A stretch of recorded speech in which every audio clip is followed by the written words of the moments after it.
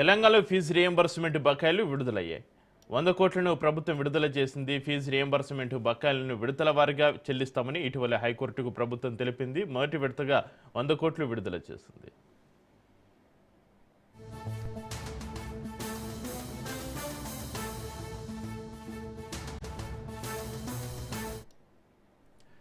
తెలంగాణలో fee reimbursement బకాయిలు విడుదలయ్యాయి.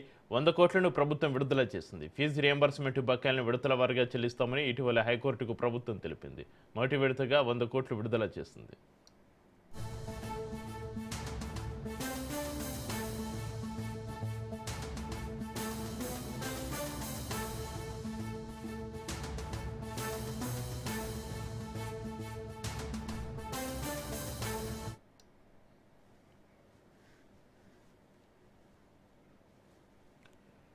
కర్ణాటకలో జరిగిన 3 రాష్ట్రాల ముఖ్యమంత్రుల సీక్రెట్